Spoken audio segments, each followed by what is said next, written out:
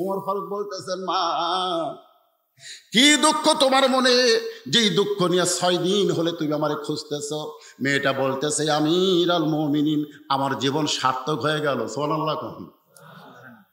7 দিনের মধ্যেই আপনাকে পেয়ে যাব, কিন্তু 6 দিনের মধ্যেই যখন পেয়ে গেলাম আমার জীবন সার্থক হয়ে গেল। আমির আল মুমিনিন। ওমর ফারুক বলে, মা তুমি কি দুঃখ নিয়ে আমারে খুঁজতেছো, সেই দুঃখের কথাটা বলো। মেয়েটা বলতেছে, আমার জীবনের সবচাইতে বড় দুঃখ হলো আমি 6 বছর বয়সে ঈমান গ্রহণ করেছি।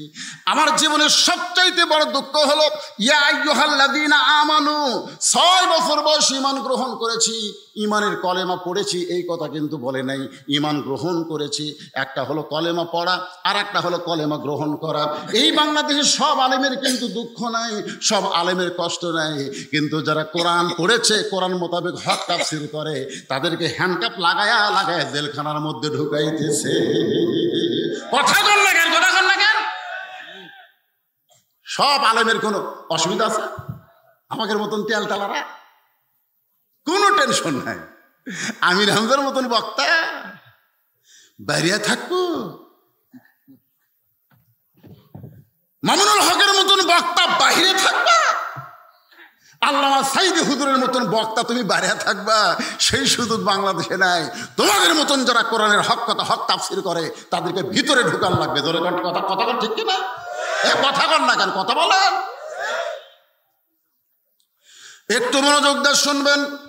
মেয়েটা বলতে 6 বছরের বয়সে ঈমান গ্রহণ করেছি।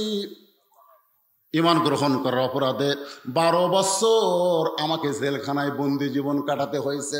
সকালবেলা 3টা করে চাবুক মারছে, বিকেলবেলা 3টা করে চাবুক মারছে। আমার দেহের এমন কোনো জায়গা নাই যে জায়গায় চাবুকের আঘাত লাগে নাই।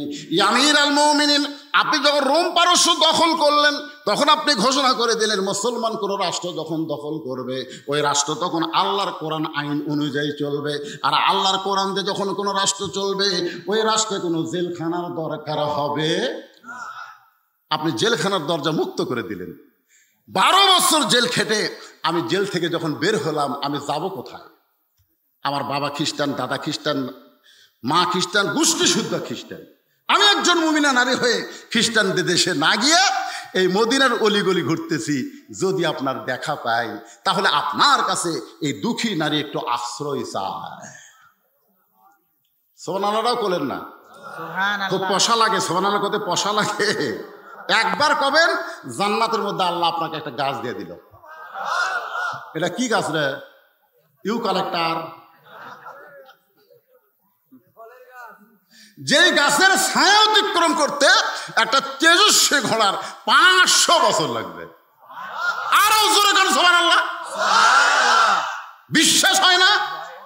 আল্লাহ রাসূল বলেছেন 3টা তাসবিহ, 3টা তাসবিহ আমার যে উম্মতের জবান থেকে প্রকাশ পায়, সে যত বড়ই পাপী হোক, মরার সময় সে মুসলমান হয়ে মৃত্যুবরণ করবে। সাহাবীরা তো আশ্চর্য হয়ে বললেন, ইয়া রাসূলুল্লাহ, সে যত বড় পাপী হোক।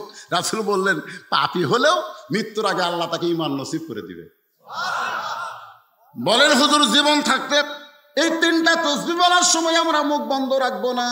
আল্লাহ নবী বলেন, 1 নম্বর সুবহানাল্লাহ, 2 নম্বর আলহামদুলিল্লাহ, আর 3 নম্বর হলো আল্লাহু আকবার। আপনারা বলেন তো, আওয়ামী লীগের মধ্যে সুবহানাল্লাহ আছে না নাই? কথা কয়। বিএনপির মধ্যে আছে না নাই? জাতীয় পার্টির মধ্যে আছে না নাই? সব দলের মধ্যে কিন্তু সুবহানাল্লাহ আলহামদুলিল্লাহ আছে, কিন্তু আল্লাহু আকবার নাই। আজকে আওয়ামী লীগের বিশাল একটা মিছিল হচ্ছে, সেই মিছিলের মধ্যে কেউ যদি বলে নারায়ণ তাকবীর, সাথে সাথে দলত নিবি না বার করে দিবি? এরা হামাকের দলতই ডাকে। আল্লাহ রাসূল বললেন, আল্লাহু আকবার শব্দটা শয়তানের পছন্দ নয়। শয়তানের যারা দল করে তারাও পছন্দ করবে না। আল্লাহু আকবার শব্দ যতদূর পর্যন্ত যাবে, ততদূর পর্যন্ত শয়তান থাকতে পারবে। তাহলে আর একবার জোরে দেওয়া যাবে? লিল্লাহি তাকবীর। যতদূর পর্যন্ত আল্লাহু আকবারের ধ্বনি গেল, এইটা কিন্তু আসমানের দিকে জোরে যায়, এমনকি আল্লাহর আরশ পর্যন্ত আল্লাহ তুলে নেয়। সুবহানাল্লাহ কোন। তো মেয়েটা বলতেছে কি? মেয়েটা বলতেছে, আমির আল মুমিনিন, আপনার কাছে দুঃখী, মেয়েটা একটু আশ্রয় চাই। ওমর ফারুক চোখের পানি বের করে বললেন, মা আমি তোমাকে আশ্রয় দিবার পারবো না। মেয়েটা বলতেছে, আমি শুনেছি আপনি একজন ভালো মানুষ, আশ্রয় কেন দিবেন না? ওমর ফারুক বললেন, ইয়াকা না'বুদু ওয়া ইয়াকা নাস্তাঈন। একজন ইমানদার বিশ্বাস করবে আশ্রয় দেওয়ার মালিক কে। আমি তোমাকে আশ্রয় দিবার পারবো না, তবে আল্লাহর কোরআন অনুযায়ী তোমাকে অধিকার দেওয়া হবে। আপনারা বলেন তো, মেয়ে মানুষের একটা অধিকার ইসলামে আছে না নাই? কতক্ষণ আছে না নাই? একজন তাসলিমা নাসরিন বলেছে, ইসলাম নারীদেরকে খাটো করেছে, মেয়েদের কোনো বাড়ি নাই। তাসলিমা নাসরিন তার বইয়ে লেখছে, মেয়েদের বিয়ের আগে বাপের বাড়ি, বিয়ে হলে স্বামীর বাড়ি, স্বামী মরে গেলে বেটার বাড়ি, মেয়েদের নাকি কোনো বাড়ি নাই। অথচ বাংলাদেশের প্রত্যেকটা বাড়ি নারীর অধীনে চলতেছে। যেরকম কথা ঠিক কথা কর না কেন হয়, ঠিক না? এশার নামাজ পড়ে স্বামী বাড়িতে গেছে, বউকে বলতেছে খাবার দাও গো, বউ বলতেছে 8 ঘন্টা ধৈর্য ধরো, ইন্নাল্লাহা মাস সাবরিন। স্বামী কইছে কি হলো? বলে স্টার জলসায় নাটক চলতেছে, এই নাটক শেষ না হওয়া পর্যন্ত খাবার দেবো না, যাও। স্বামী এখন ঘরের মধ্যে যায়, ইন্নাল্লাহা মাস সাবরিন আয়াত পড়তেছে। ঘড়ি ধরে 8 ঘন্টা হলে বলে, কে গো ম্যাডাম, এখন কি খাবার দেওয়া যাবে? বউ বলতে, ধৈর্য যখন ধরলাই তাহলে আরো 8 ঘন্টা ধরো। বলে আবার কি হলো? বলে জি বাংলায় আর একটা নাটক চলতেছে, এটা না দেখা পর্যন্ত খাবার দেও না। ভাত ঠান্ডা হয়ে যাচ্ছে, প্রধানমন্ত্রী খাবার দেয় না, প্রেসিডেন্ট খেলে আল্লাহ আল্লাহ করে। আমার মায়েরা, বোনেরা, যারা পর্দার অন্তরালে একটু মনোযোগ দিয়ে শোনেন। মেয়েটা বলতেছে, আমি ইরাল মুমিনিন, ইসলাম আমাকে কি অধিকার দিল? ওমর ফারুক বলে, মা এখন তোমার বয়স কত? মেয়েটা বলে, বয়স হলো 18। ওমর ফারুক বলে, মা এই মুহূর্তে ইসলাম তোমাকে অধিকার দিয়েছে ভালো একটা ছেলের সঙ্গে তোমার বিয়া বসা। কি ছেলে? শাকিব খান। বাংলাদেশে একটা ভালো ছেলে বাড়াছে, ওর কাছে যে মেয়ে যায় পেট ভরে দেয়, যাই যায়, খালি পেটেও ফেরত দেয় না। এর আগে শাকিব খান পেট ভরে দিছে আমাকে বগুড়ার অপু, একটা হিন্দু মেয়ে মুসলমান, আর পেটত বাচ্চা দিয়ে দিস। এ হাল আমল আর একটা দিছে বুবলি, বুবলি ওর পেটও তো দিছে। 2.5 বছর পরে বুবলি দেখালো আমার একটা বেটা হয়েছে। আবার পরশুদিন শুনলাম আর একটা মেয়ের পেটত নাকি বাচ্চা আইছে, ওর নাম হলো পূজা সেরি। আয় হায় রে, ওই ভালো ছেলে, ভালো ছেলে। ওমর ফারুক বলতেছেন, এই মুহূর্তে ইসলাম তোমাকে অধিকার দিয়েছে একটা ভালো ছেলের সঙ্গে বিয়ে বসা। কিন্তু তুমি ভালো ছেলে কোথায় পাবা? আমি একটা ভালো ছেলের খবর দেই, তুমি দেখো তো ছেলের তোমার পছন্দ হয় কিনা। মেয়েটা বলতেছে, আমিরাল মুমিনিন, তাহলে আপনি বলেন ভালো ছেলেটাকে। বলে, ছেলেটার নাম হলো আব্দুল্লাহ। ছেলেটার নাম হলো আব্দুল্লাহ, বাবার নাম হলো উমর। ছেলেটার যোগ্যতা হলো 6 লক্ষ হাদিসের হাফেজ, লম্বায় হলো 6 ফুট 2 ইঞ্চি, গায়ের রং ফর্সা, মারভিলাস চেহারা। মেয়েটা বলতেছে, আপনি যেভাবে ছেলের পরিচয় দিলেন মনে হয় ছেলেটা আপনারই সন্তান। ওমর ফারুক বললেন, আমি তো বলছি আব্দুল্লাহ, বাপের নাম উমর, 6 লক্ষ হাদিসের হাফেজ। মেয়েটা বলতেছে, আমিরাল মুমিনিন, আপনি কিন্তু বলেছেন ভালো একটা ছেলের সঙ্গে বিয়া বসার অধিকার ইসলাম আমাকে দিয়েছে। আপনি বলেন তো এ আব্দুল্লাহ কি সবচাইতে ভালো ছেলে? ওমর ফারুক বলে, মা আমার চোখে আব্দুল্লাহর চাইতে ভালো ছেলে নাই। আব্দুল্লাহ হলেন পৃথিবীর সবচাইতে যোগ্যতাপূর্ণ, সুন্দর এবং ভালো ছেলে। মেয়েটা বলতেছে, আমিরাল মুমিনিন, আপনার ছেলে বলে আপনি বলতেছেন, কিন্তু আমার কাছে এমন একটা ছেলের খবর আছে, আমি যদি তার পরিচয় দেই আপনি একটু দেখবেন সেই ছেলে ভালো না আপনার আব্দুল্লাহ ভালো। ওমর ফারুক সম করে বলে, মা তোমার কাছে আবার কোন ছেলের খবর আছে? মেয়েটা বলতেছে, ছেলেটার নাম হলো হোসাইন, বাবার নাম হলো আলী, মায়ের নাম হলো ফাতেমা, আর নানার নাম হচ্ছে মুহাম্মাদুর রাসূলুল্লাহ। এখন আপনি বলেন, এই আব্দুল্লাহ আর হোসাইন এই দুটোর মধ্যে ভালো কে? আপনি কিন্তু বলেছেন ইসলাম আমাকে ভালো ছেলে, এ কথা কন না কেন, ভালো ছেলের সঙ্গে বিয়ে বসার অধিকার দিয়েছে, দুটাই ভালো, কিন্তু এর মধ্যে বেশি ভালো কে? না, মেয়েটা ওমর ফারুককে বলতেছে। ওমর ফারুক তখন বললেন, সাইদুস শাবাবে আহলুল জান্নাহ, সাইয়্যিদুস শাবাবে, কথার খেয়াল করবেন, সাইয়্যিদুস শাবাবে আহলুল জান্নাহ হাসান ও হোসাইন রাদিয়াল্লাহু তাআলা আনহুমা। জান্নাতি সমস্ত যুবকদের সর্দার হবে হাসান এবং হোসাইন। হাসান হোসেনের চেয়ে ভালো সন্তান এই পৃথিবীতে আর কেউ নাই। তাহলে তোমরা যুবকেরা যদি বলো আমরা জান্নাতে যাব, আমাদের নেতা হবে হাসান হোসাইন, তাহলে হাসান হোসেনের চরিত্রের সাথে তোমাদের চরিত্রের মিল করা দরকার আছে না নাই? জনগণ আছে না নাই? আপনার বলেন তো, হোসেন কি বাতিলের সঙ্গে আপোষ করছে? কতক্ষণ আপোষ করছে? নিজের জীবন দিয়েও কিন্তু বাতিলের বিরুদ্ধে লড়াই করেছে। ওই কারবালার প্রান্তরে দেহ আছে কিন্তু মস্তক বিচ্ছিন্ন হয়ে গেছে। আজকে তোমরা যুবকেরা ওই ফ্রি ফায়ার পাবজি খেলা না খেলে, এই টাচ ফোন মোবাইল ব্যবহার না করে, যদিও করো নিয়ম মতো করো, আর এই ট্রেনিংটা যদি নাও, আমরা বাতিলের বিরুদ্ধে লড়াই করব, আল্লাহ তোমাদেরকে হোসাইনের সঙ্গে জান্নাতে কবুল করে নিবে। কেরে যুবক, মেয়েটা বলতেছে, এখন চিন্তা করে দেখেন, ভালো ছেলে হলে কোনটা হলে হয়? ওমর ফারুক বুঝবার পারছে যে আমার ভাগ্যে নেই এইরকম মেয়ে, আমার বেটার বউ। ধরে কোন কি বউ? বেটার বউ কিন্তু একটা ভাগ্যের ব্যাপার ভাই রে। আজকে অনেকে বেটার বউ আর বউ মা কয় না।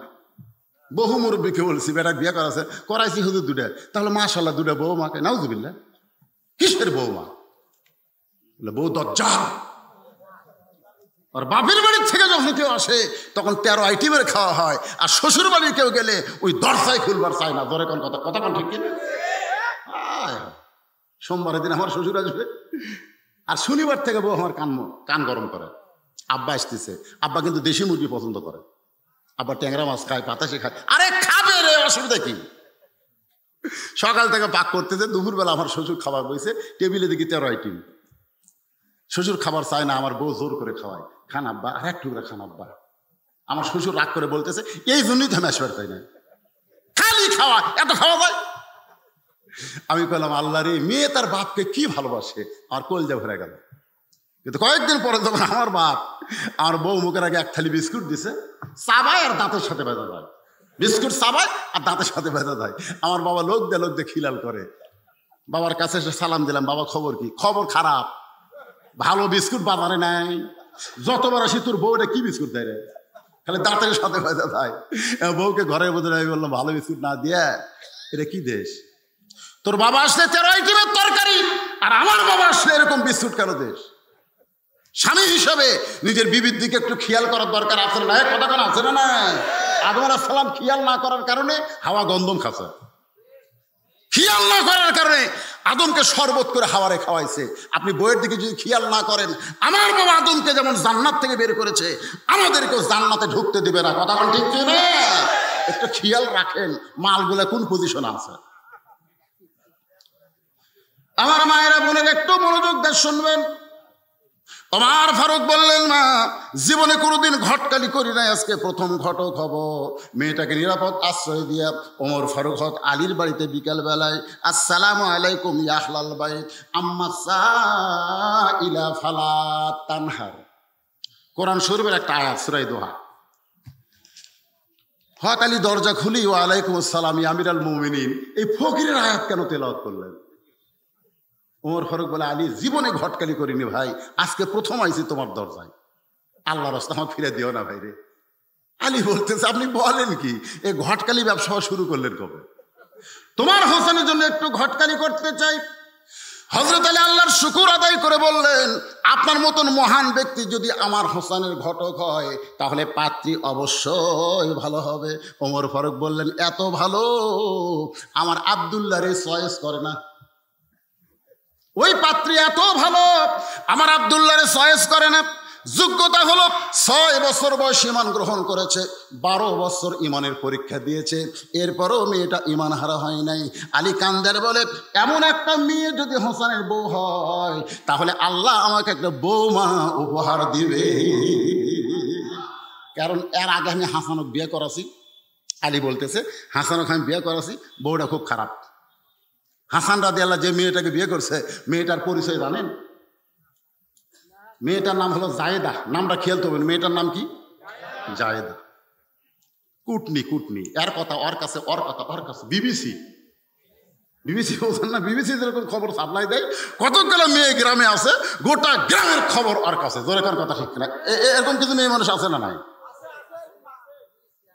আমার হাসান তো খুব বিপদ আছে। তো আপনি যে মেয়েটার খবর দিলেন, মাশাআল্লাহ, আমি আলী রাজি হয়ে গেছি। ওমর ফারুক বলে, আলী রে, আমার ঘরটালিও আল্লাহ কবুল করেছে, আলহামদুলিল্লাহ। বুকের মধ্যে নিয়ে যখন কোলাকুলি করে, এমন সময় হোসাইন সালাম দেয়, বলে, দুই মুরব্বী, আপনার যেভাবে কোলাকুলি করতেছেন মনে হয় বিয়ে আপনারাই করবেন। ওমর ফারুক যখন রাগ করে তখন চেহারা রক্তের মতন লাল হয়ে যায়। এত রাগ করে বলে, হুসাইন, কিছুই বলবার পারবো না, কারণ কিছু বলা যাবে না। আল্লাহ নবী বলেছেন, আমি যখন সেজদায় যাই আমার হোসাইন আমাকে ঘোড়া বানায় খেলতেছে। আমি নবী একটু বিরক্ত হইয়া হোসাইনকে পিঠ থেকে যখন নামাবার চাইছি, আল্লাহ বলে, হাবিব, হোসাইনকে পিঠ থেকে নামাবেন না, আমি আল্লাহ হোসাইনকে এত ভালোবাসি, আপনার ঘোড়া বানাইছে আমি আল্লাহ দেখতেছি। নবীরে ঘোড়া বানাইলে, নবী যদি সেজদা থেকে তোমাকে মাথা না তুলে না নামাই, তুমি যতই কথা বলো বেয়াদবি, আমি রাগ করলেও কিছু বলার উপায়। কিন্তু বাবা, তুমি একটা কথা খেয়াল করো, আমিও তোমার মুরব্বী, তোমার বাবাও তোমার মুরব্বী। আমরা মুরব্বীরা মিলে যদি কোনো সিদ্ধান্ত নেই, তুমি কি সেইটা গ্রহণ করবে না? এই যুবকেরা, বিয়ে করবা তুমি, পছন্দ করছে তোমার বাপ, এ বিয়ে জায়েজ নাই। শোনো যুবক, শোনো, তোমাকে পক্ষে কথা বলতেছি, বিয়ে করবে তোমার বাপ কি বিয়ে করবে? মুরব্বী কয়, হুজুর, গোটা বিশেক দেখলাম, এখন পর্যন্ত পছন্দ হয়নি। আমি বললাম, কি আবার বিয়ে করবেন? না হুজুর, আমার জন্য না, ছেলের জন্যে। আমি বললাম, কিভাবে দেখতেছেন? বলে, যাই মেয়ের মুখ দেখি, হাত লাড়া ছেড়ে দেখি হুজুর। আমি বললাম, আপনি যে হারে দেখা শুরু করছেন, আপনি তো আর গোটা দশেক দেখলে আপনি 1 নম্বর লুচ্চা হয়ে যাবেন। টিপা টিপি করে দেখা লক্ষণ ভালো, কতক্ষণ লক্ষণ ভালো। বিয়ে করবে ছেলে আর পছন্দ করে বাপ, বিয়ে করবে ছেলে পছন্দ করে দুলে ভাই, এ বিয়ে শরীয়ত ইসলামে জায়েজ? জায়েজ? যার বিয়ে, দেখেন হোসেন কি কয়, আপনারা দুইজন আমার মুরব্বী, আমি জানি, আসল মুরব্বী হিসাবে কেবলমাত্র আমার নানাকে আমি মানি। আমার নানা ছাড়া এ পৃথিবীতে আর কাউরে মানা যাবে না। কুল, হে রাসূল, আপনি বলেন, ইন কুনতুম তুহিব্বুনাল্লাহ ফাত্তাবিউনি, কেউ যদি আল্লাহকে পাইতে চায়, মহব্বত চায়, তাহলে আপনি রাসূল ছাড়া পাওয়ার কোনো উপায় নাই। সবাই বলেন, উপায় নাই রে, উপায় নাই রে, উপায় নাই, নবী বিনে আল্লাহ পাওয়ার উপায় নাই। আপনার কি বিরক্ত হচ্ছেন? তাহলে সবাই একটু গলা ছাড়া বলেন, উপায় নাই রে, উপায় নাই রে, উপায় নাই, নবী বিনে আল্লাহ পাওয়ার উপায় নাই। উমর ফারুক বলে, বাবা কি বলতে চাও? হোসেন বলে, শোনেন, কয়েকদিন আগে আমি স্বপ্নে দেখলাম আমার নানা ঘরের মধ্যে বিশ্রাম করতেছে। আমি দরজাত গিয়ে বললাম, নানা ভাই, আমি হোসেন একটু ভিতরে ঢুকবার চাই। নবী বলতেছে, হোসেন খবরদার ভিতরে ঢুকবি রে, এখন আমি জান্নাতে আরাম করতেছি। আমি হোসেন চমকে গেলাম, ভাঙ্গা ঘরের মধ্যে নানা শুয়ে কথা কয় আর জান্নাতে আরাম করে, এটা কেমন জান্নাত রে? এক জানলার ফাঁক দিয়ে তাকাই দেখি নানার উড়াতকে বালিশ বানায়, নানির উড়াতকে বালিশ বানায় নানা শুয়ে আছে। নানি মাতার হাতের চুলের মধ্যে হাত দিয়ে বিলকি কাটতেছে। আমি রাগ করে বললাম, নানা ভাই, নানির উড়াতকে বালিশ বানায় শুয়ে থাকলে জান্নাতে থাকা যায়? নানা বলে, হোসেন কি ছোট্ট মানুষ, বুঝবি না? তোর নানির মতন বউ যদি কেউ ঘরে পায়, ওই ভাঙ্গা ঘরটা আল্লাহর জান্নাত হয়ে যায়। আমি সেদিন থেকে সিদ্ধান্ত নিয়েছি, বিয়ে যদি করতে হয়, নানা যেমন বিয়ে করছে আমিও তেমন বিয়ে করব। বাবা আপনি বলেন তো, আমার মা আপনার কেমন বউ? দেখেন, ছেলে হয়ে বাপকে বলতেছে, আমার মা আপনার কেমন বউ? আমার মা যেমন আপনার ভালো বউ, আপনার ভাঙ্গা ঘরে, আপনার অভাবের ঘরে জান্নাত হয়ে গেছে, আমিও ঠিক তেমন একটা মেয়েকে বিয়ে করব যে আমার ঘরে আসলে আমার দুনিয়ার ঘরটাও আল্লাহ জান্নাত বানিয়ে দিবে। সবাই ঘরে ঘর না কেন? যে মালটা ঘরে আনছে, রে ঘরে আসার পরে কি জান্নাত হচ্ছে না জাহান্নাম হচ্ছে, নিজে একটু চিন্তা করবেন। আমার এলাকার কিছু যুবক বলতে, হুজুর বউলে থাকতে পারতেছি না, কোথায় যাবা? ওই দুবাই যাব। টাটকা বউ থুয়া ছেলেরা মনের দুঃখে দুবাই যাচ্ছে। যারা বিয়ে করেন না, একটু চিন্তা ভাবনা করে শোনেন, ওমর ফারুক বলে, হোসাইন যে মেয়ের ঘটকালি করতেছে মেয়েটা অত্যন্ত ভালো হবে। হোসেন বলতেছে, আমি সেই মেয়েকে বিয়ে করব যে মেয়েটা আমার 3টা প্রশ্নের উত্তর দিবার পারবে। মারাত্মক, সুবহানাল্লাহ। আমি সেই মেয়েকে বিয়ে করব যে মেয়েটা আমার 3টা প্রশ্নের উত্তর দিবার পারবে। ওমর ফারুক, হোসেন কি 3টা প্রশ্ন করবা? হোসেন বলতেছে, আমি সেই মেয়েকেই শুধু প্রশ্ন করব, দুনিয়ার কারো কাছে প্রশ্ন আউট করব না। ওমর ফারুক বলে, আলী তোমার হোসেন যে 3টা প্রশ্ন করবে তুমি কি জানো? আলী বলতেছে, আজকে জীবনের প্রথম শুনলাম। ওমর ফারুক কান্দে বলে, আমার ঘটকালে আল্লাহ কবুল করে নাই। কানতে কানতে মেয়েটার দরজায় গিয়ে বলে, মা আমার আব্দুল্লাহকে বিয়ে কর মা, তোর জীবন সার্থক হবে। মেয়েটা বলতেছে, একটা বারের জন্য বলেন হোসেনের চাইতে ভালো, খালি একটা বারের জন্য বলেন হোসেনের চাইতে ভালো, আমার কোনো আপত্তি নাই।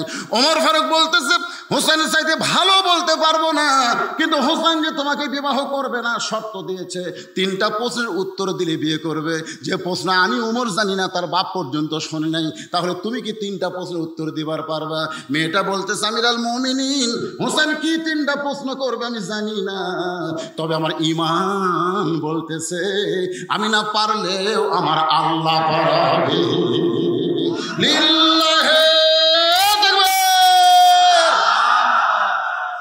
অনেকে বলতে হুজুর যত ওয়াজ করেন 23 সালে আবার আওয়ামী লীগ ক্ষমতায়, যত ওয়াজ করেন যেভাবে হোক ক্ষমতায় আসবে। আমি বললাম, কে বলতেছে? আমার ঈমান বলতেছে। তোমার ঈমান কি বলে আমি বুঝি না, কিন্তু যে কোনো মুহূর্তে ক্ষমতার পরিবর্তন হয়। ধরে কোন কথা ঠিক কি না? কারণ 9টার সময় কইছে, আমার বাড়ি আমার ঘর হামাক নামাইকে কয় তালাক? 4 তালাক। 1.5 লাখ টাকার খাট, 12,000 গম কম্বল গাও দিয়ে পৌষ মাসের মাঘ মাসে আমার বাসা আমার ঘর হামাক নামাইকে। রাত 3টার সময় একটা ভূমিকম্প হচ্ছে, 3টার সময়। ওই দিন 9টার সময় কি করছে ওটার মনে আছে? ওই এত ফোর্সে নামছে, কম্বলের মধ্যে লুঙ্গি খুলে আছে, ওটা পরারও টাইম পায় না, একে ন্যাংটা হয়ে নিচে আইছে। আপনারা বলেন তো 9টার সময় করলো কি আর 3টার সময় হলো কি? কথা কান না কেন? 9টার সময় কইলো কি আর 3টার সময় হলো কি? আমাদের বাংলাদেশের অবস্থাও তাই হবে। এইরকম অহংকারী কথা বলা যাবে না। যে কোনো মুহূর্তে আল্লাহ ক্ষমতাবান, ক্ষমতা থেকে নামাই দেবে। ধরে কোন কথা ঠিক কিনা? ভাই রে, তো ইজ্জুমান তাসা, সম্মান দেওয়ার মালিককে, অত জিল্লমান তাসা, অপমান করা মালিককে, বিয়াদিকাল খায়র, ভালো মন্দর মালিককে। ওয়াহুয়া আলা পড়েন, ওয়াহুয়া আলা কুল্লি শাইইন কাদির, সমস্ত ক্ষমতার মালিককে। মেয়েটা কি বলতেছে? হোসেন যে 3টা প্রশ্ন করবে আমি জানি না, আমি জানি না, তবে আমরা ঈমান ঈমান ঈমান ভিতরে ঈমান বলতেছে আমি না পারলেও কে পারাবে? ওমর ফারুক এক দৌড়ে হযরত আলীর দরজায়, আলী রে, আলী দৌড়ে এসে বলে, আমিরুল মুমিনিন কিছুক্ষণ আগে মন খারাপ করে গেলেন, আবার আইছেন কেন? কই তারিখ করার জন্য। হোসেন বলে, কিসের তারিখ? ওমর ফারুক বলে, বিয়ার তারিখ না, বিয়ার তারিখ না, তুমি যে 3টা প্রশ্ন করবে আমি এটা উত্তর দিবার পারবে কি পারবে না তার তারিখ। আলী খানদার বলে, যে প্রশ্ন আপনি জানেন না আমিও জানি না, সেই প্রশ্নের উত্তর মেয়েটা কেমনি দিবে? ওমর বলে, আলী মেয়েটা ইমানের বলে বলিয়ান হয়ে এমন কথা বলেছে, আমার বিশ্বাস মেয়েটার সঙ্গে আমার আল্লাহ রয়েছে। অহুয়া মাকুম আইনা মা কুনতুম, বান্দা বান্দি তুমি ইমান নিয়ে যেখানেই থাকো, কেউ তোমার কাছে না থাকলেও তোমার আল্লাহ তোমার সঙ্গে রয়েছে। দরকার কথা ঠিক কিনা? আপনি মনে করছেন আমার কেউ নাই, কেউ নেই? এমন ভাবে পাঁচল ভাঙ্গা থেকে আপনি আসতেছেন, অটো ভ্যান নাই, রাত 11টা, আপনার বাড়ি হচ্ছে এই যে আপনি কি কসম মণ্ডল পাড়া, ওই রাস্তার মধ্যে আপনি খালি আল্লাহ আল্লাহ আল্লাহ আল্লাহ আল্লাহ, মানে অটো ভ্যানও নাই, ভ্যানও নাই, কোনো মানুষও নেই, আল্লাহ আল্লাহ আল্লাহ। যখন একটু বেশি অন্ধকার হয় আল্লাহ আল্লাহ আল্লাহ, যেখানে একটু বিলাই শশর ওরে আল্লাহ ওরে আল্লাহ ওরে আল্লাহ, মানে আল্লাহ। এক মুহূর্ত মুকুট থেকে আল্লাহ সরাইনি, বাড়ির দরজার কাছে এসে ডাক দিচ্ছে, রহিমার মাও, বউ ডাকতেছে, রহিমার মাও, রহিমার মাও। রহিমার দরজা খুলে দিয়ে ঘরের মধ্যে যেই ঢুকছে তখন কই বাঁচলাম রে, বাঁচলাম রে। বউকে কি হয়েছিল? কই বিপদে পড়ছিলাম গো, হায় হায়, মনে হয় ওই বাড়ি পর্যন্ত আসতে পারি না। আল্লাহ কয়, পাগলা তুই যখনই বাড়ি ঢুকলি তখনই বিপদে পড়লি, এতক্ষণ তোর সঙ্গে কেউ ছিল না, আমি আল্লাহ ছিলাম। ইয়া আইয়ুহাল ইনসান মা গররাকা বিরাব্বিকাল কারীম, মানুষ কিসের মায়ে পড়ে কিসের ধোকায় পড়ে তোমাদের আপন আল্লাহকে তোমরা ভুলে যাও। যখন তোমার কেউ ছিল না, সবাই বলেন, যখন তোমার কেউ ছিল না তখন ছিলাম আমি, আবার যখন তোমার কেউ থাকবে না তখন রব আমি। তিনি কে? জবান করে মহব্বত করে বলেন তিনি কে? নির্দিষ্ট তারিখ মোতাবেক একটু মনোযোগ দিয়ে শোনেন রে যুবকেরা, যারা দাঁড়িয়ে আছেন ভাই, কষ্ট হলেও কি করবেন, একটু মনোযোগ দিয়ে শোনেন। ডান পাশে হযরত ওমর বসে গেছে, বাম পাশে হযরত আলী বসেছে, মাঝখানে হোসাইন, সামনে একটা চাদর দেওয়া হয়েছে, আর চাদরের ওই পারে ওই 18 বছরের যৌবনা মেয়েটাকে বসানো হয়েছে। এখন আপনাদের কাছে আমার প্রশ্ন হলো, ডান পাশে যিনি বসেছেন তার নাম কি? মনে থাকা লাগবে, নাম কি? বাম পাশে যিনি বসেছেন তার নাম হলো হযরত আলী, আর মাঝখানে যিনি বসেছেন তার নাম হলো হোসাইন। সামনে একটা চাদর দেওয়া হয়েছে, চাদরের ওই পারে যে মেয়েটাকে বসানো হলো সেই মেয়েটা হলো 18 বছরের যৌবনা। এখন যদি বাংলার মুসলমানকে বলা হয় সামনে চাদর দেওয়ার কারণ কি, কথা কয় না? ওই যে ঢাকা ভার্সিটিতে কতগুলো মেয়ে মানুষ, কতগুলো মেয়ে ভার্সিটির ছাত্রী, এভাবে দেখেন, আমার দিকে দেখেন, গোটা গাওয়াত কাপড় নাই, অন্য এরকম বগল কাটা, ধরে কোন কি কাটা। তো সাংবাদিকরা বলতেছে আপনারা মেয়ে মানুষ এরকম পোশাক পরছেন কেন? তখন বলে পোশাকের স্বাধীনতা দেওয়া লাগবে, পোশাকের স্বাধীনতা দেওয়া লাগবে। আমার দাদি নানিরা বগল কাটা হাতকা পরছে, শাড়ি পরছে, তা আমরা পরতে পারি না? আরে তোর দাদি নানি কি ভার্সিটিতে গেছে? বেহায়া বেশ্যা ইডেন কলেজে ধরা পড়ছে, ধরে কোন কথা, ঠিক কথা কন না কেন, কথা কন না কেন? আমার মায়েরা বোনের একটু মনোযোগ দিয়ে শোনেন। সামনে চাদর দেওয়ার কারণ হলো পর্দা।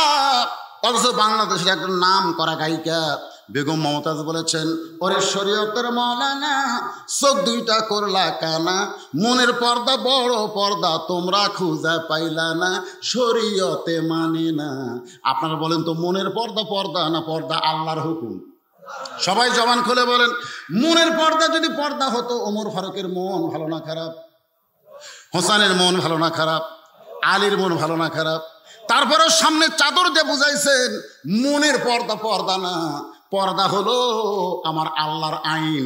আজকে নারীদেরকে যদি আপনি সুন্দর করে রাখতে চান তাহলে পর্দার আইন সমাজে চালু করার দরকার আছে না নাই? আমার মা বোনদেরকে যদি ভালো রাখতে চান সামাজিকভাবে পর্দার বিধান আপনারা চালু করবেন।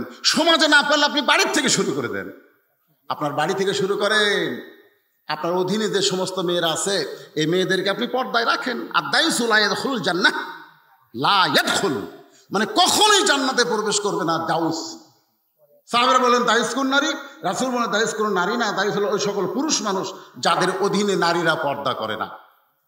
ওমর ফারুক বলেন হোসাইন এখন তুমি প্রশ্ন শুরু করো। প্রশ্ন কয়টা? হোসাইন দাঁড়িয়ে বলতেছেন, রে মেয়ে, আপনারা একটু মনোযোগ দেন, রে মেয়ে, একলা একলা বসে আছো, তাই বলে মনে করো না তুমি একলা হয়ে গেছো, বরং আমি হোসাইন বড় একলা হয়ে গেছি। ওমর ফারুক বলতেছে, বাবান কি ভুল বক্তৃতা, তোমার ডান পাশে আমি বসে আছি, বাম পাশে তোমার বাবা বসে আছে, তুমি একলা কেমনে হলে? হোসাইন বলতেছে, রে মেয়ে, আমার দুই পাশে দুইজন মহামানব দেহ নিয়ে বসে আছে, কিন্তু দেহ নিয়ে বসে থাকলে কি হবে? এই দুইজন মহামানব মনে মনে তোমার পক্ষ নিয়েছে। আপনারা বলেন তো উমর ফারুক কার পক্ষে, আলী কার পক্ষে, কিন্তু বসে আছে কোন পক্ষে? এটা কি নিরপেক্ষ? আজকে নির্বাচন কমিশনার তত্ত্বাবধায়ক সরকার না দিয়ে নির্বাচন কমিশনার নিরপেক্ষ নির্বাচন করবে, নিরপেক্ষ তো করবেই না। এই কমিশনার মনে মনে একটা দলের পক্ষ নিছে, যেরকম কথা ঠিক বসে আছে চেয়ারত, কিন্তু মনে মনে মারাত্মক কথা। আমি তো কোরআন শরীফ পড়ে দেখলাম ভাই, আমার আল্লাহ নিরপেক্ষ না।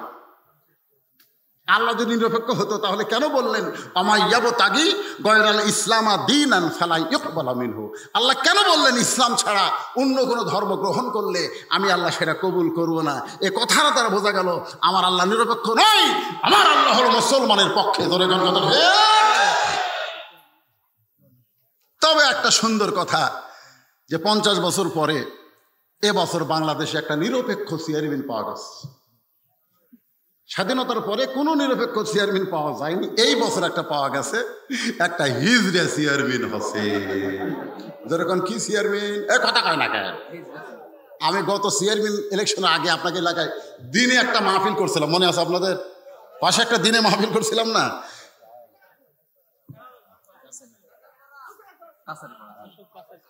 কি বাবা না, একটা মাহফিল দিনে করছিলাম। হাই রে মেম্বার আর চেয়ারম্যানের ভিড় ভাই, ভোটের আগ দিয়ে আমি সেদিনেই বক্তব্য দিতে পারি নাই, কারণ তো নির্বাচন হয়েছিল না। 50 বছর পরে আল্লাহর কি রহমত, বাংলাদেশে একটা নিরপেক্ষ চেয়ারম্যান পাওয়া গেছে। ওই পুরুষও না, নারীও না, এইটা হলো নিরপেক্ষ।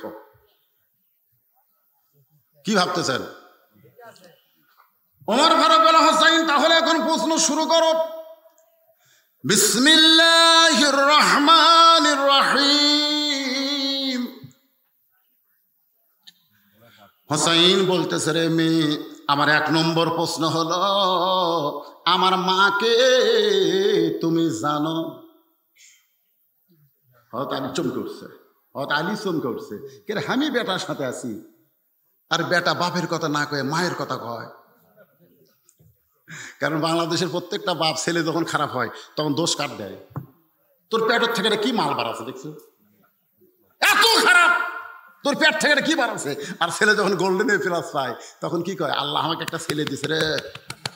ও গোল্ডেন প্লাস তোমার ছেলে খারাপ হলে তোমার বইয়ের। হযরত আলী চোখের পানি বের করে মনে মনে কয়, আমি যে ছেলেটার সঙ্গে আসলাম, ছেলেটা বাবার কথা না বলে মায়ের কথা কেন বলতেছে? সঙ্গে সঙ্গে হোসেন বাবার দিকে তাকায় দেখে বাবার মনটা খারাপ।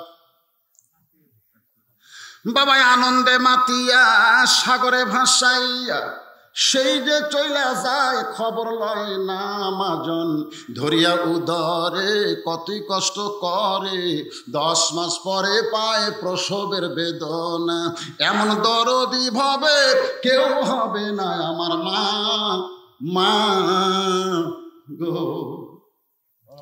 কি বলবো প্রসবের কথা, মা বিনে সেই ব্যথা কেউ তো বুঝিবে না। মাজন ঠেকিয়া সন্তানের দায়, অকালে মা মারা যায়।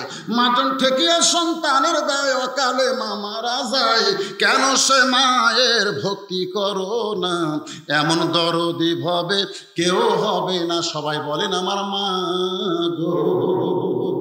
মায়ের 1 ফোঁটা দুধের দাম, বলেন 1 ফোঁটা দুধের দাম, কাটিয়া গায়েরই চাম, পায়ের জুতা বানাইলে ঋণের শোধ হবে না।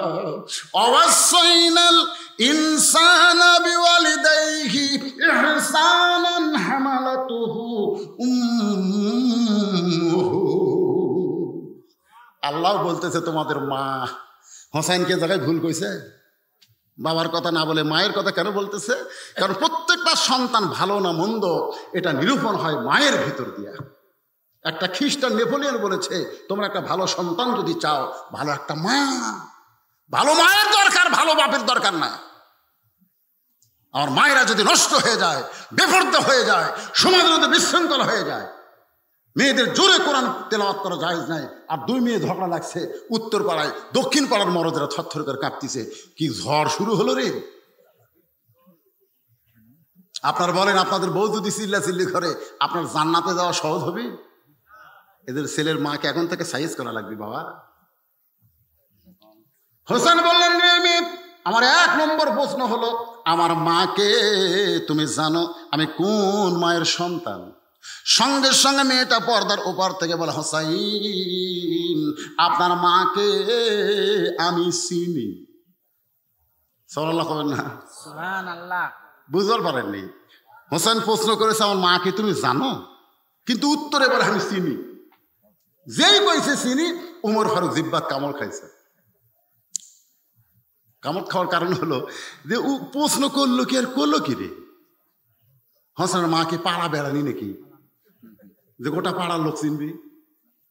যে হোসেনের মা ফাতেমাকে গভীর রাত্রে কবর দেওয়া হয়েছে, সুবহানাল্লাহ বলেন, কবরের পাশে কেউ ছিল না, শুধু হযরত আলী।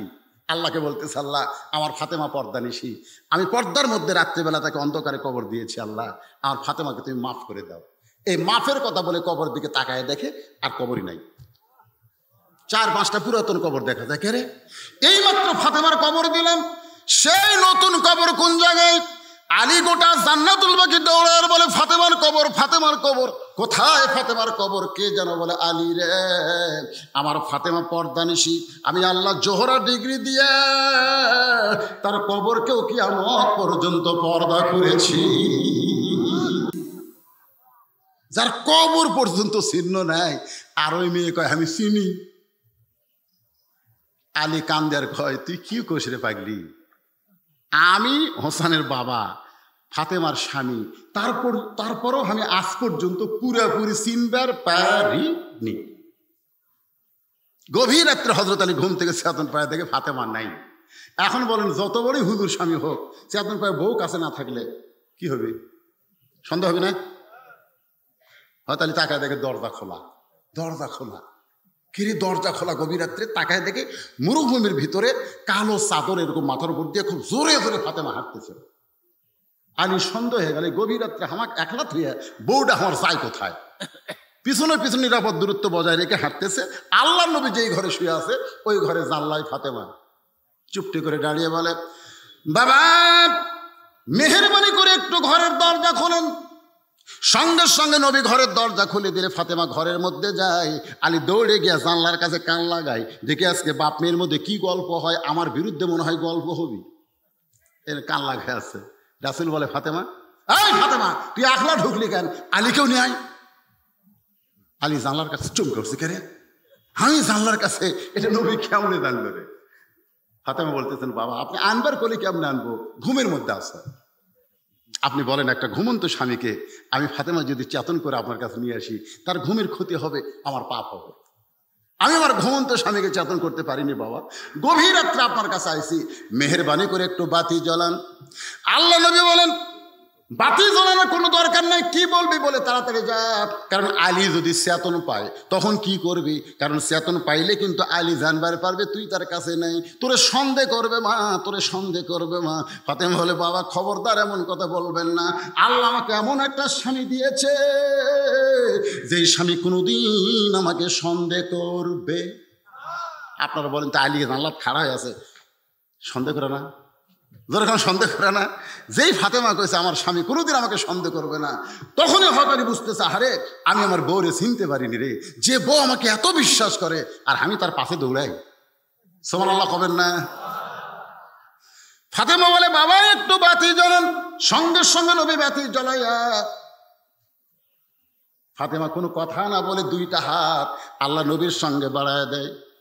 রাসূল বাতির আলোতে দেখতে পায় হাতের তালু আছে কিন্তু চামড়া নাই, দুইটা হাত গোস্তের টুকরার মতো লাল দেখতে পায়। ফাতেমা বলে, বাবা এর আগে বহু বলেছি কিন্তু কাম হয়নি বাবা, আজকে নিজের চোখে দেখেন এই দুইটা হাত দিয়ে কি আর আমি যাতা ঘুরাবার পারি বাবা? মেহেরবানি করে 3টা দিনের জন্য একটু খাবার দেন, যে খাবার আমার হাসান হোসেন তার বাবা খাবে, তারা যেন বুঝতে না পারে আমি এত বিপদে রয়েছি। আল্লাহ রাসূল ঘরের কোনায় গিয়ে বলে, মাবুদ দুনিয়ার কত সুন্দর সুন্দর ধনী যুবক আমার ফাতেমাকে বিয়ে করবার চাইছিল, আপনি হাঁ হু কিছুই কর না। আলীর আমার বিবি মেয়ের জন্য আপনি স্বামী হিসাবে কবুল করলেন, এখন আলীর সঙ্গে ঘর করে আমার মেয়েটা যে কত কষ্ট আছে আল্লাহ, যদি আমি শুধু নবী হইতাম তোমার কিছুই বলতাম না, কিন্তু একজন বাবা হওয়ার কারণে বড় কষ্ট হয়। সঙ্গে সঙ্গে ফাতেমা মাথায় ঘোমটা দিয়ে নবীর ঘর থেকে বাইরে যায়। রাসূল বলে, ফাতেমা বাইরে যাস কেন? ফাতেমা কান্দে বলে, বাবা আপনার কাছে সাহায্য নিবে আইছি, তাই বলে আমার স্বামীর বিরুদ্ধে আপনি আল্লাহর কাছে বলবেন এইটা শোনার জন্য আমি আসিনি বাবা।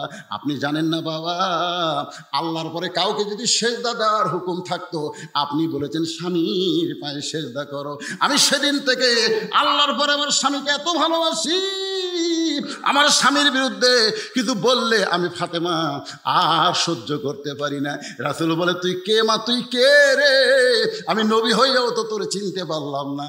আল্লাহ বলে, হাবিব আপনি হলেন পুরুষের আদর্শ আর আপনার মেয়ে হলো নারীদের আদর্শ।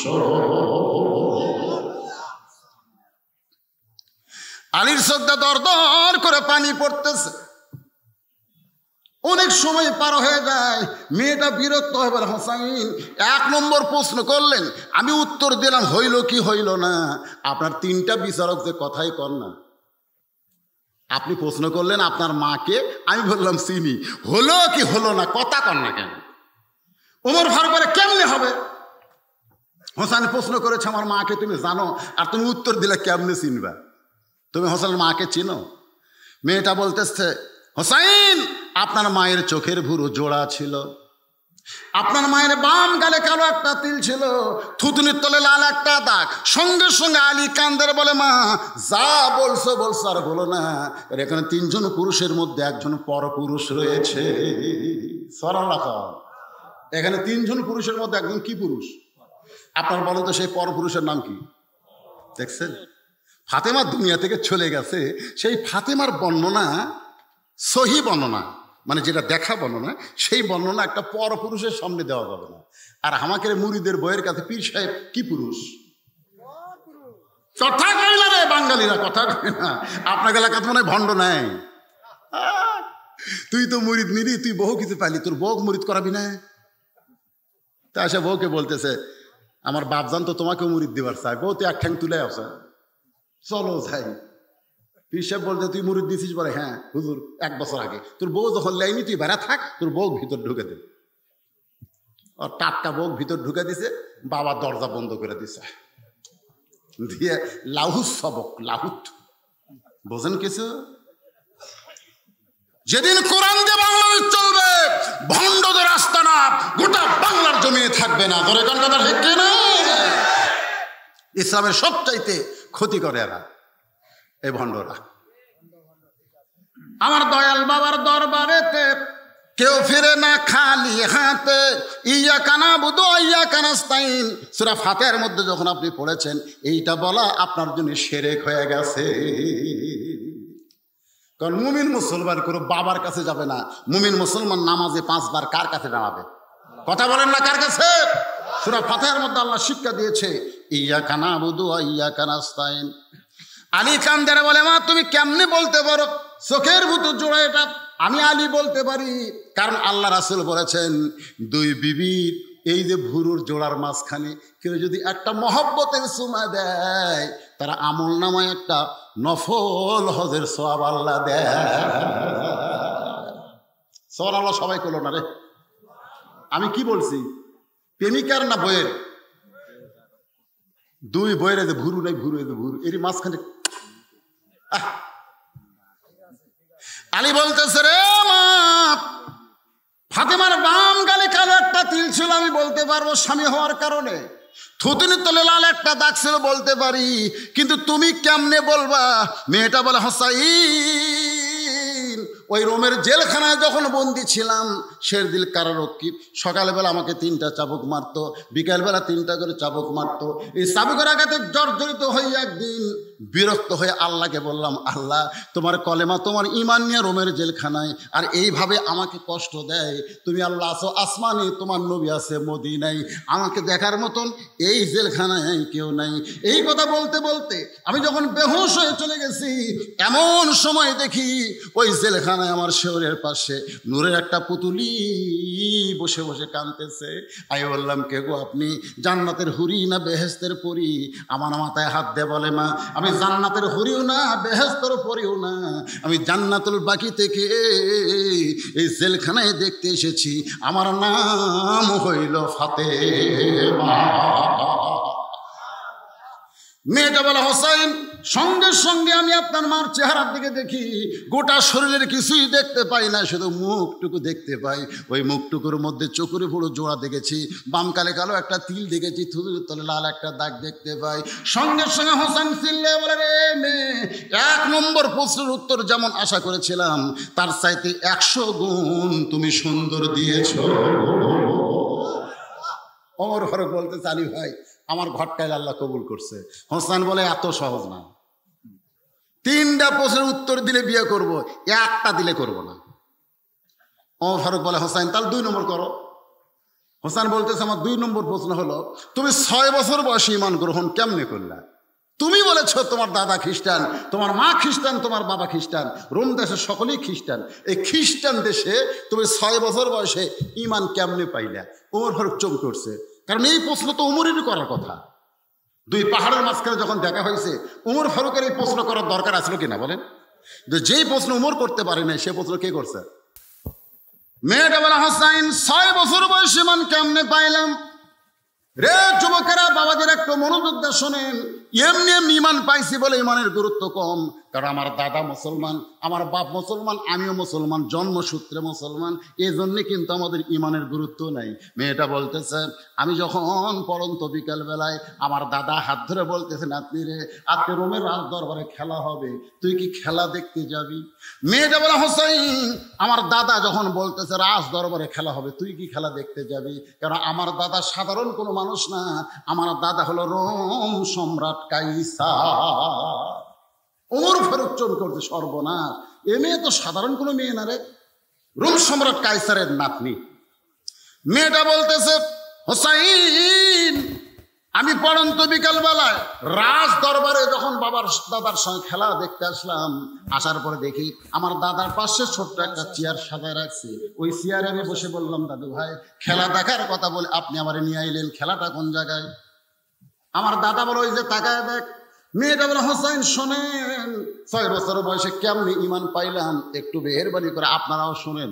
আমার দাদা বলে, ওই যে তাকায় দেখ। আমি তাকায় দেখি কালো কাপড় দিয়ে চোখ বাঁধা, কালো রশি দিয়া লোকটার হাত বাঁধা, চেন দিয়া 2টা পা আটকানো আছে। আমি বললাম, দাদু ভাই, খেলা দেখার কথা বলে নিয়ে আসলেন, ওইটা তো একটা মানুষকে আমি দেখতে পাই। আমার দাদা বলে, ওটা মানুষ না, ওইটা মানুষ না। আমি বললাম, দাদা, মানুষ যদি না হয় তাহলে ওইটা কি?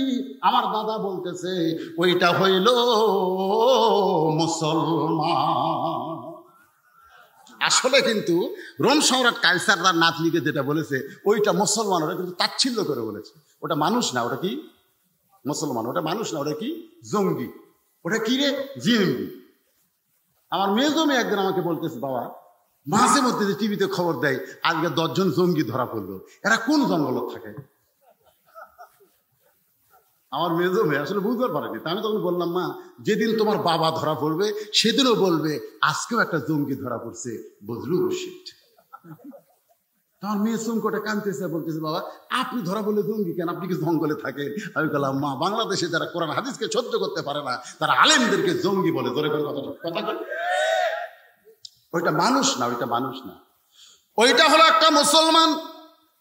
আমি তখন বললাম, দাদু ভাই, ওই মুসলমানকে নিয়ে আপনি কি খেলবেন? আমার দাদা বলতেছে, ওই যে তাকায় দেখ। আমি তাকায় দেখি বিশাল একটা আগুনের চুলার মধ্যে দাও দাও করে আগুন জ্বলতেছে।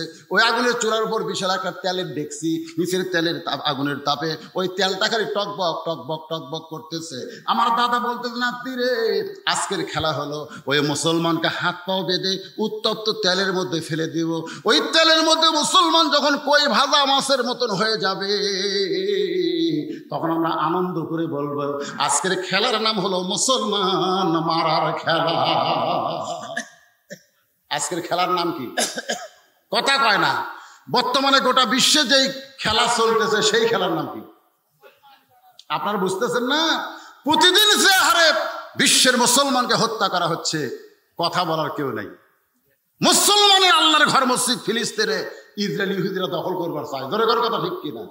মুসলমানের বাবরি মসজিদ 400 বছর পরে ভারতের হিন্দুরা ভাঙ্গা দিচ্ছে। আরে, এই খেলার নাম হলো মুসলমান মারার খেলা। আমি তখন জোরহাত করে বললাম, দাদু ভাই, এই মুসলমান মারার খেলা কি বন্ধ করা যায় না? আমার দাদা বলে, তুই ছোট্ট মেয়ে তো, তোর কাছে একটু দয়া হয়েছে, আমি মাফ করে দেবো। খালি একটা বার যদি মুসলমান বলে আল্লাহ রাসূল মানি না, একটা বার শুধু বলবে আল্লাহ রাসূল মানি না, সঙ্গে সঙ্গে হাতের বাঁধন খুলে দেবো, চোখের বাঁধন খুলে দেবো, পায়ের শিকল খুলে দেবো। আমি তখন 6 বছরের ছোট্ট মেয়ে মুসলমানের কাছে গিয়ে বললাম, মুসলমান, খালি যদি বাঁচতে চান খালি একটা বার বলেন আল্লাহ রাসূল মানি না। মুসলমান চিৎকার করে বলে, রে ছোট্ট মেয়ে, একজন মুসলমানের কাছে গোটা দুনিয়ার চাইতে তার ইমানের দাম বেশি রয়েছে। দরকার হলে মরে যাব, কিন্তু একটা মুহূর্তের জন্য আল্লাহ রাসূলকে আমি ছাড়ব না। মেয়েটা বলে, হোসাইন, আমি 6 বছর বয়সে মুসলমানের এই কথা শুনে আশ্চর্য হয়ে গেলাম। দরকার হলে গোটা পৃথিবী ত্যাগ করবে, কিন্তু এক মুহূর্তের জন্য আল্লাহ রাসূল ছাড়বে না। আমার দাদা চিল্লাই বলে, আর দেরি করিস না, হাত পা বেঁধে উত্তপ্ত তেলের মধ্যে ফেলে দে। আমি তো বললাম, দাদু ভাই, আমি এই খেলা দেখবো না, আমি চলে যাই। আমার দাদা বলতে, তোরে নিয়ে এসেছি দেখানোর জন্য, দেখ। আমার হাতটা ধরে জোর করে বসে রাখছে। আমি তাকাই দেখি মুসলমান আগুনের চুলার দিকে বীরের মতন হেঁটে আসতেছে, কারণ মুসলমান জানে আগুনের চুলা তার মৃত্যু না, আগুনের চুলা হলো তার জান্নাত। জোরে কর কথা ঠিক কিনা? আল্লাহ কোরআনে বলেছেন, ওয়ালা তাকুলু লিমা ইউকতালু ফি সাবিলিল্লাহি আমওয়াত বাল আহইয়া ওয়ালাকিন লা তাশউরুন। আমার রাস্তায় কাউকে যদি হত্যা করা হয় তোমরা তাদেরকে মৃত্যু বলো না, আমি আল্লাহ বলতেছি তারা চির অমরত্ব লাভ করেছে। জোরে কর সুবহানাল্লাহ। যখন মুসলমানকে হাত পা বেঁধে উত্তপ্ত তেলের মধ্যে ফেলে দিচ্ছে, মেয়েটা বলে, হোসাইন এই মরার দৃশ্য আমি দেখতে পারবো না, এই কারণে আমার বাম হাত দাদা ধরে আছে, আর ডান হাত দিয়ে চোখ দুইটা চাপতে ধরলাম। দুইটা চোখ যখন চাপতে ধরেছি তখন দেখি একটা মধুর শব্দ আমার কানের মধ্যে ঢুকতেছে, লা ইলাহা ইল্লাল্লাহু মুহাম্মাদুর রাসূলুল্লাহ ওয়ালা তামুতুন্না ইল্লা ওয়া আনতুম মুসলিমুন। এই শেষ কলেমা যার ভাগ্য হবে, কলেমা পড়তে পড়তে যারা দুনিয়া ছাড়বে, রাসূল বলেছেন শত পাপ করুক আল্লাহ মাফ করে তার জন্য 8টা জান্নাতের দরজা খুলে দিবে। মেয়েটা বলে, আমি চোখ বন্ধ অবস্থায় দেখি মুসলমান, এই আমার দিকে খেয়াল করেন, এই দেহটা উত্তপ্ত তেলের মধ্যে পড়তেছে, আর দেহ তেলের মধ্যে পড়ার আগেই কে যেন খাঁচার পাখিটা ধরে সবুজ রঙের একটা বাগানে ছেড়ে দিল। মানে দেহ কিন্তু জীবন নিয়ে পড়েনি, মানে আগে জীবন কবচ হয়েছে, জান কবচ হয়েছে, তারপর দেহ আগুনের চুলার মধ্যে পড়ছে। অসুবিধা আছে? এই দৃশ্য দেখার পর হ্যাঁচকা টান দিলাম, এক দৌড়ে আমি আমার মায়ের কাছে গিয়ে বললাম, মা লা ইলাহা ইল্লাল্লাহ মুহাম্মাদুর রাসূলুল্লাহ। আমার মা বলতে যে খেলা দেখ পারে দেয়, এই মুসলমানের কলমা কোথায় পাইলি? এই কলমা কইলে তোর দাদা বাপ তোরে মাইরা ফেলবে। আমি তখন বললাম, মা এই কলমাওয়ালারা কোনোদিন মরে না। সুবহানাল্লাহ কর না কেন? আমরা কি কলমাওয়ালা না? আমাদের কি কলেমা আছে না নাই? এই কলমাওয়ালারা কোনোদিন মরে না। নিজের চোখে দেখলাম উত্তপ্ত তেলের মধ্যে পড়তেছে, দেহ পড়ছে, কিন্তু পাখিটা এখন জান্নাতের ইল্লি নামক বাগানে ঘুরতেছে। মেয়েটা দৌড়ে এসে তাকায় দেখে দাদা তার সৈন্য নিয়ে আনন্দ মিছিল করতেছে, মুসলমান পুরা শেষ হয়ে গেছে। মেয়েটা বলে, ও দাদু ভাই, তোমাদের দুইটা চোখ দিয়ে দেখতেছ মুসলমান পুরা মরে গেছে, কিন্তু নিজের চোখে দেখছি দাদা মুসলমান এখন জান্নাতের বাগানে ঘুরতেছে। আমার দাদা রাগ করে কয়, তুই আমার নাতি হয়ে মুসলমানের পক্ষে কথা বলিস কেন? আমি তখন বললাম, দাদা ওই মুসলমানকে যখন হত্যা করেছেন, মুসলমানের কলেমা আমার কানের মধ্যে ঢোকে, আমার কলিজা পরিবর্তন করে দিয়া আমি ঈমান গ্রহণ করেছি। হোসেন বলতেছে, রে মেয়ে, 2 নম্বর প্রশ্নের উত্তর তুমি যত সুন্দরভাবে দিলে, আমি যেমন শুনতে চেয়েছিলাম তার সাথে 1000 গুণ সুন্দর হয়েছে। ওমর ফারুক বলতেছে, আলী ভাই আমার ঘটকারে আল্লাহ কবুল করেছে। হোসেন বলতেছে, এত সহজ না, 3টার উত্তর দিলে বিয়ে করবো, নচেত আমি করব এখন বেকায়দা। উমর ফারুক বলে, হোসেন তাহলে 3 নম্বর প্রশ্ন করো। কঠিন গরম লাগতেছে আমাকে, আপনাদের গরম লাগতেছে, বাতাস ঢোকার মতো কোনো বুদ্ধি নাই। তারপরও আপনারা ঘড়ি ধরে 12:15 পর্যন্ত, কত বাজে? 12:15। এখন একটা প্রশ্ন আছে, আপনারা কি শুনবেন?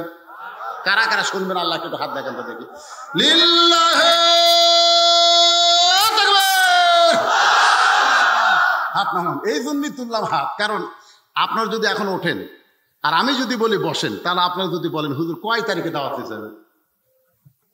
আপনি কয় তারিখে দাওয়াত দিয়েছেন? 20 তারিখের দিন নিছেন, এখন 21 তারিখ দেখা যায়। আমার ঘড়ির তারিখ দেখা যাচ্ছে, এটি লেখা হচ্ছে 21, সাদার মধ্যে 21 অক্টোবর। তার মানে বোঝা গেল 20 তারিখ আর নাই। এই 15 মিনিট কিন্তু বোনাস হিসাবে আমি আপনাদের ওয়াজ শোনাচ্ছি। আরো যদি 15 মিনিট হয় সমস্যা আছে ভাইজান? এটাকে মিডিয়া হোক, এরা মাঝে মধ্যে উঠুক, অসুবিধা, আপনারা ওঠা বসা করেন। আর একটা প্রশ্ন, মারাত্মক প্রশ্ন, এই যুবকেরা তোমাদের জন্য অত্যন্ত অত্যন্ত হেদায়েত সম্পন্ন প্রশ্ন। বাবা একটু মনোযোগ দিয়ে শোনো। প্রশ্ন বলার আগে একটা গান গাবো, শুনবেন? মনের ঘরে তালা দিয়া চাবি নিয়া আসেন সাই, আমি অধম শব্দ কি তার হুকুম ছাড়া বাইরে যাই, হুকুম ছাড়া বাইরে যাই। আমার দুই কান্দে দুই মোহরি, লেখিতেছেন ডায়েরি, দলিল দেখে রায় দিবে, টাকা পয়সার নাই কারবার। সবাই বলেন আছেন আমার মুক্তার, বলেন আছেন আমার ব্যারিস্টার। শেষ বিচার কোন বিচার? যেরকম কোন বিচার? বাংলাদেশের বিচারে মামুনুল হক কি হয়, প্রত্যেক দিন একটা করে নাটক করতেছে, আমাকে নিয়ে আসতেছে আর একটা একটা করে নাটক করতেছে। এ বাংলাদেশের বিচার কোনো বিচার না, বিচার হবে শেষ বিচার। যেরকম কথা ঠিক। এই জন্য তো একটা গান আছে, যদি ফুলগুলো হয় অভিমানে ঝরে যায়, আমি মালা গেথে বলো কারে পরাবো, সে যে কেন এলো না, কিছু ভালো লাগে না, কবরে আসুক, কবরে আসুক, কবরে আসুক তারে আমি। আজকে তারা হাম্বে তাম্বে করতেছে, খালি মরিয়া দেখো। আছেন আমার মুক্তার, আছেন আমার ব্যারিস্টার, আছেন আমার মুক্তার, আছেন আমার ব্যারিস্টার। শেষ বিচারের হাইকোর্টেতে তিনি আমায় করবেন পার, আমি পাপী তিনি জামিনদার। সেই দিনে সে স্টেশনে, স্টেশন মানে হাসরের ময়দান, ধরেন স্টেশন মানে কি, সেই দিনে সে স্টেশনে থাকবে নানান প্যাসেঞ্জার, দ্রুত জানে পার হবে সে, টিকিট কাটায় আছে যার, পারাপারে থাকলে তারা সঙ্গে নিয়ে গাড়ি ভাড়া, জবাবদিহি করতে হবে ধরলে টিকিট কালেক্টর, আমি পাপী। সবাই বলে মহব্বত করে বলে, গুনাহ হবে, আমি পাপী তিনি জামিনদার। লিল্লাহে তাকবীর। হোসাইন বলে রে মেয়ে, আমার 3 নম্বর প্রশ্ন হলো, বিবাহের পরে আগে না পরে? এই জায়গাতে যুবক খেয়াল করা লাগবে, তোমাদের জন্য হেদাত। হেদাত বিবাহের পরে যা কিছু করবা, বিয়ের কথা কয় না, বিয়ের আগে কোনো কিছু করা যাবে না। আজকে অনলাইনেরা কি করতেছে, 500 মিনিট কিনে, 400 মিনিট কিনে, 200 মিনিট কিনে, কি জানি মায়ের সাথে কথা কয়, কথা কর নয়, মায়ের সাথে কথা কয়। রাস্তার পাশে গল্প ধরছে, ওই রাস্তা দিয়ে কত মানুষ যায়, ওই দিকে খেয়ালই নেই, ওই প্রেম করতেছে। এই জন্য হোসেন বলে রে মেয়ে, আমার 3 নম্বর প্রশ্ন হলো, বিবাহের পরে কি বাবা দাদা বোঝা যাচ্ছে না? বিয়ার পরে, বিয়ার আগে কোনো কিছু করা যাবে না। আমাদের বাংলাদেশের যুবকেরা বিয়ার আগে করতে মজা পায় না বিয়ার পরে? কান ফেলা তো শোনেন না, ওরা কি গল্প করে, তুমি আমার জীবন গো, আমি গতকাল তোমাকে দেখিনি, মনে 1টা বছর চলে গেল, আপাত খালি দিতে ভালো পারবে, একদিন দেখেনি 1 বছর চলে গেল, তোমার জন্য মাসের পর রাত আমার ঘুম হয় না, ও গো সোনার হয় না। হাই রে, আল্লাহর কি খাম প্রেম করে ওই মেয়ের সঙ্গে বিয়ে হয়েছে, বিয়ে হওয়ার পরে স্বামী খেলে লাখ টাকা ঘুম পাড়তেছে, বউ কুনারে খুঁজে দেখে, কে গো 1 রাত আমাকে না দেখলে তোমার 1 বছর মনে হয়, আজকে তোমার ঘরে আমি শুয়ে আছি, তুমি লাখ টাকা ঘুম পাড়ো কেন? স্বামী তখন কয়, তোর পাড়ার চাইছিলাম না রে, তোর সঙ্গে প্রেম করে ডেটিং করে ওর চাইছিলাম, কিন্তু তুই আমার ঝামেলা হয়ে গেছিস রে, আর ভালো লাগে না রে। বিবাহের আগে যারা কিছু করবে, বিয়ের পরে তাদের ভালো লাগবে না। ধরে কোন কথা? এই জন্য প্রত্যেকটা মুসলমান হোসেনের এই প্রশ্নের দিকে খেয়াল করো। হোসেন বলতেছে রে মেয়ে, আমার 3 নম্বর প্রশ্ন হলো, বিবাহের পরে আমার সঙ্গী তোমার থাকতে, আমার সঙ্গী মানে কি? সুখের দিনেও, কোন সুখের দিনেও, দুঃখের দিনেও, কষ্টের দিনেও, আনন্দের দিনেও, সব সময় আমার সঙ্গেই তোমার থাকতে হবে। মেয়েটা ফোঁপায়া ফোঁপায়া কাঁদতেছে। ওমর ফারুক বলে, মা, যে 2টা কঠিন প্রশ্ন হোসেন করেছিল তুমি তার উত্তর দিয়ে দিলা, এইটা তো সহজ প্রশ্ন মা, উত্তর দাও। বিয়ার পর আমি আপনার সঙ্গেই থাকতে চাই, এই কথা বললেই তো হয়, তুমি কান্দো কেন? মেয়েটা কান্দার বলে, হোসাইন, আয়ব নবীর সুখের দিনে অনেক বিবি ছিল, কিন্তু দুঃখের সময় সব বউগুলো আইয়ুব নবীকে একে একে ছেড়ে গেল। এমনকি লোকালয় থেকে জঙ্গলে যখন ফেলে দিল, দেহের পোকাগুলো খসে খসে গোস্ত খেয়ে যখন মাটিতে পড়েছিল দুর্গন্ধে, একটা মানুষ আইয়ুব নবীর কাছে যায় না। ওই সময় একটা বিবি আইয়ুব নবীরে হাত ছাড়া করলো না। সেই বিবির নাম হইল রহিমা। ওই রহিমার মতো সব সময় আপনার সঙ্গে থাকতে চায়। হোসেন বলতেছে, আমির আল মুমিনিন, আপনার ঘটকালি আল্লাহ কবুল করেছে। আমার বাবার পছন্দ করা মেয়েটাকেও আল্লাহ আমার বউ হিসাবে কবুল করেছে, আমার কোনো আপত্তি নাই। আজকের আলোচনার ভিতর দিয়ে আমি আয়াতে কারিম আপনাদের বোঝাবার চাইছি, ইয়া আইয়ুহাল্লাযীনা আমানুত্তাকুল্লাহা হাক্কা তুকাতিহি ওয়া লা তামুতুন্না ইল্লা ওয়া আনতুম মুসলিমুন। বাইরে আমার কি ওয়াজ শেষ? আমি কি আপনার কাছ থেকে বিদায় নিছি? একবারে মাজা খাড়া করে লাভ দেওয়া, তার মানে অনেকের কি ধারণা দেয় হুজুরের ওয়াজ শেষ।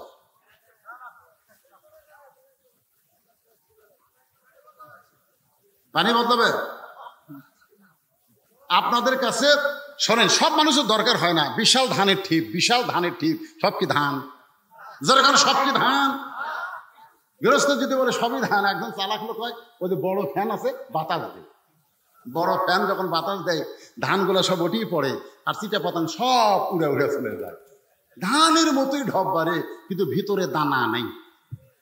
দানা না থাকলে বাতাসে উড়ে যায়। তো এখন যারা উঠতেছেন এরা কি চিটা পাতান? এই ক্যাডেট মাদ্রাসা আপনাদের এলাকায় হোক, এটা কারা কারা চান? আল্লাহকে দুইটা হাত দেখান। লিল্লাহে তাকবীর, হাত নামান। এই মাদ্রাসা এলাকায় না হোক, মাদ্রাসা বন্ধ হয়ে যায়, কারা কারা চান? হাত দেখান।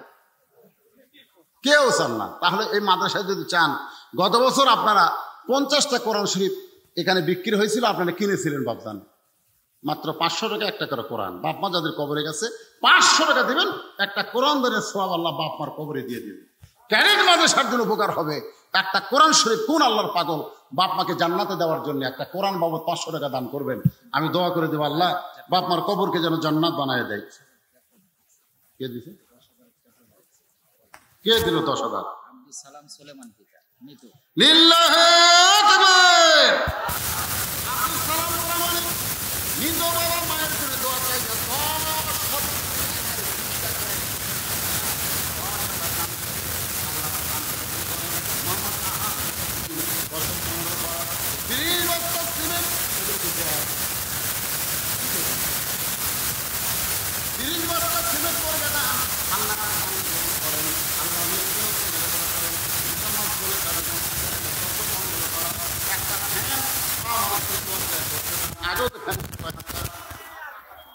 একটা কোরআন শরীফ দেওয়ার লোক নাই, না থাকলে আদায় করছে তো মেহেরবানি ভাই। আমি আপনাকে মনোবাদ করবো। বসেন, ওঠেন কেন? বসেন। এগুলো দরকার নেই না, সব দান করছে, অসুবিধা নেই। বসেন, সবাই বসেন। আস্তাগফিরুল্লাহ পড়েন। আস্তাগফিরুল্লাহ রব্বি মিন কুল্লি জামবি ওয়া তুবু ইলাইহি। আস্তাগফিরুল্লাহ রব্বি মিন কুল্লি জামবি ওয়া তুবু ইলাইহি। লা হাওলা ওয়া লা কুওয়াতা ইল্লা বিল্লাহিল আলিয়্যিল আযীম। আপনাদের সবচেয়ে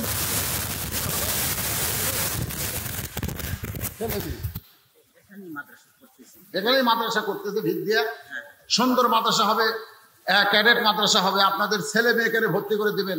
আর এই মাদ্রাসা করতে গিয়া যারা ঘর করে দেবে, মাদ্রাসা বিল্ডিং নির্মাণ করে দেবে, এই মাদ্রাসা তাদের জান্নাতের একটা ওসিলা হতে পারবে। আপনারা দিবেন, নগদ যদি না পারে বাকি এলাকায় দিবেন। অনেক দান করেছেন, এখন মোনাজাত হবে আপনাদের নিয়ে। সবাই বসেন, হইচই করে উঠে যাওয়া ভালো না। এটা কোনো বাজার না, এটা কোনো মেলা না, এটা হলো জান্নাতের বাগান। এখান থেকে এভাবে যাওয়া যাবে না। এভাবে গেলে আল্লাহ যদি বেজার হয় সব শেষ হয়ে যাবে। তা আপনারা যেমন এসেছেন তেমন যাবেন কেন? একটু মোনাজাত করে যান। সকলে ইস্তেগফার পড়েন। আস্তাগফিরুল্লাহ রব্বি মিন কুল্লি জামবি ওয়া তুবু ইলাইহি। লা হাওলা ওয়া লা কুওয়াতা ইল্লা বিল্লাহিল আলিয়্যিল আযীম। আল্লাহুম্মা সাল্লি আলা সাইয়্যিদিনা শাফিঈনা নাবিয়িনা মাওলানা মুহাম্মদ ওয়া আলা আলিহি ওয়া সাহবিহি ওয়া বারাক সাল্লিম। আপনারা কেউ কিছু বলবেন? কিছু বলবেন? আল্লাহুম্মা আমিন। আল্লাহুম্মা আনতাস সালাম ওয়া মিনকাস সালাম। তাবারাকতা ইয়া যাল জালালি ওয়াল ইকরাম। আয় আল্লাহ তাআলা, সেই মাগরিবের নামাজের পর থেকে রাত প্রায় 12:30 বাজতেছে, এই দীর্ঘ সময় পর্যন্ত তোমার পাগল বান্দা বান্দিরা আরামের বাড়ি আরামের ঘুমকে বাদ দিয়া কোরআন হাদিসের মহব্বত কলিজার মধ্যে নিয়ে এই জান্নাতের বাগানে বসে বসে আলোচনা শোনার শেষে আমি গুনাহগারের সঙ্গে রহমতের দরজায় ফকির হয়ে দোকানে হাত তুলেছে। মেহেরবানি করে আজকের মাহফিল আমাদের সকলের হিদায়াতের জন্য, নাজাতের জন্য, জান্নাতের জন্য কবুল করে নাও। আয় আল্লাহ তাআলা, এই মাহফিলের শুরু থেকে শেষ পর্যন্ত যত আলোচনা হয়েছে তুমি গোলাল মাফ করে দাও। এর যা হাদিয়া মঞ্জুর করো, সোনার মদিনায় নৈফাকে রওজা মোবারকে কবুল করো। তামাম আম্বিয়াই কেরাম, আসহাবে কেরাম, তাবিনে কেরাম, তাবিনে কেরাম, তামাম পৃথিবীর মাটির নিচে যত মুমিন মুমিনা শুয়ে আছে আল্লাহ সকলের আরওয়াহ ফরে হাদিয়া কবুল করো। মাবুদ, আমরা যারা হাত তুলেছি আমাদের জনম দুঃখনী মা বাবা যাদের কবরে গেছে আল্লাহ মেহেরবানি করে মা বাবার কবরকে জান্নাতের টুকরা বানিয়ে দাও। আল্লাহ আমাদের দাদা নানা আত্মীয় স্বজন যারা কবরে গেছে মাফ করে দাও। আল্লাহ এই মাদ্রাসাকে কিয়ামত পর্যন্ত কবুল করে নাও। আল্লাহ এই মাদ্রাসার জন্য সর্বাত্মক সহযোগিতা যারা করেছে আল্লাহ, টাকা দিয়া, পয়সা দিয়া, বুদ্ধি বিবেচনা দিয়া, আল্লাহ তাদের সকলকে জান্নাতি মানুষের কবুল করে নাও। আল্লাহ মাদ্রাসা আজকে নগদে বাকিতে যারা দান করেছে তাদেরকে কবুল করে নাও। কে কোন নিয়ত করে দান করলো আল্লাহ কবুল করো। মাদ্রাসার সভাপতি, মাদ্রাসার সেক্রেটারি, মাদ্রাসার সদস্য, মাদ্রাসার ওস্তাদ, মাদ্রাসার তালবে ইলম, আল্লাহ সকলকে তুমি মাফ করে দাও। আমার মা বোনের যারা পর্দার অন্তরে বসে বসে শুনেছে আল্লাহ, আবিদা সালিহা পর্দানিশি কবুল করে মা ফাতেমার চরিত্র দান করে দাও। আল্লাহ অসুস্থ আমরা যারা আছি সুস্থ করে দাও, অহবকে মোচন করে দাও। মাঠে ময়দানে ফসলগুলো রহমত বরকতে আল্লাহ তুমি হেফাজত করো। আল্লাহ আসমানের বেলা আসমানে নাও, জমিনের বেলা জমিনে ডাবায় দাও। আল্লাহ আল্লাহ সবাইকে মাফ করে দাও। আল্লাহ আমি গুনাহগার বলে দোয়া ফিরিয়ে দিও না। আল্লাহ এতগুলো মানুষের মধ্যে যার দোকান হাত পছন্দ হয় সে দুই হাতের উসিলে মাফ করো। আল্লাহ আমার স্নেহের মাহফুজকে আল্লাহ তুমি কবুল করো। আল্লাহ আল্লাহ আজকের মাহফিলের সভাপতি কবুল করো। সভাপতির দায়িত্বে যিনি আছেন মাদ্রাসার সভাপতি আল্লাহ তুমি তাই কবুল করো। আল্লাহ সবাইকে মাফ করে দাও। যেদিন আমাদের মৃত্যু হবে দিনটা যেন জুমার দিন হয়, মাসটা যেন রমজান মাস হয়। ইমানের সাথে ইজ্জতের সাথে দুনিয়া থেকে বিদায় নেওয়ার কালে আমাদের জবানে তুমি জারি করে দিও লা ইলাহা ইল্লাল্লাহু মুহাম্মাদুর রাসূলুল্লাহ সাল্লাল্লাহু আলাইহি ওয়াসাল্লাম। আসসালামু আলাইকুম ওয়া রাহমাতুল্লাহ।